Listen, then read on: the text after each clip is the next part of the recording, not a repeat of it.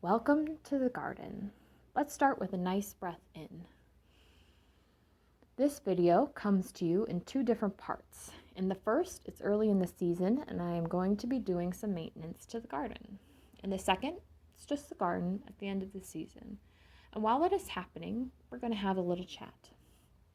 One of the things I've been struggling with as Maura and I have been working on content for you all is something that one half of one of my favorite YouTube duos, John Green, sums up very nicely in his video, which will be linked in the description. He's talking about his reluctance in giving advice because, as he states, I don't know how to be a person. I mean, what the heck is even happening right now? This is a thought process I can relate to whenever I think about the content that we are creating and whether or not it will mean anything to the people we are trying to reach. I mean, almost every advice blog, post, or video about creating content out there will tell you to find a niche and identify the problems your particular audience cares about.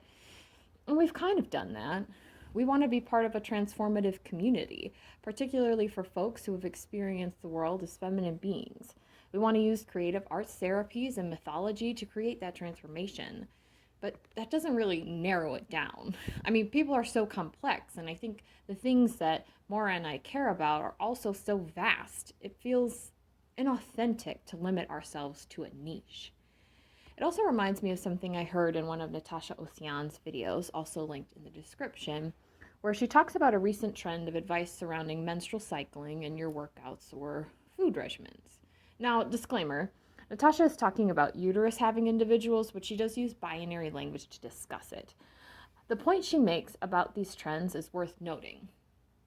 To summarize, she states how generic advice encourages people to not listen to their bodies, creating general advice that ignores the one thing we do know, which is that there is a lot of variability, doesn't serve women. Though, I think that this applies well to any demographic group.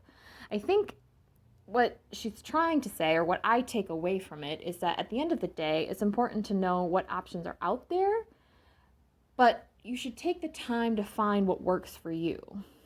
Now, Natasha lives in the UK, and she goes on in the video to encourage people to listen to individual prescribers when they're sharing advice, doctors, dietitians, and she probably has had some positive experiences with medical professionals.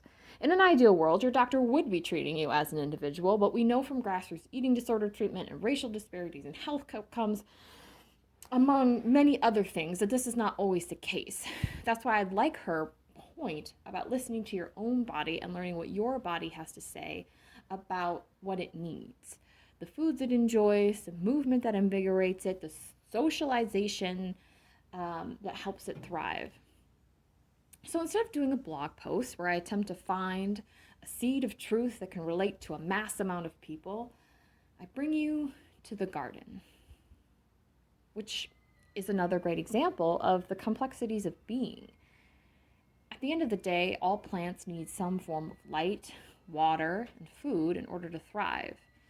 In my garden, there are some strawberries, peppers, zucchini, and tomatoes. Even existing in the same plot, they require different things to survive.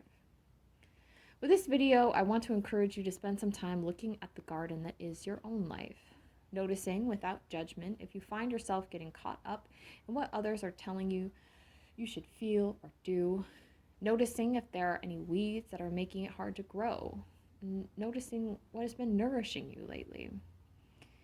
If you are needing any support in learning about listening to your body's intuition, Maura and I just recently finished a 6-part series on the fundamentals of total body connectivity, which you can find on our YouTube channel, Chrysalis Community, or our webpage, ourchrysalis.com.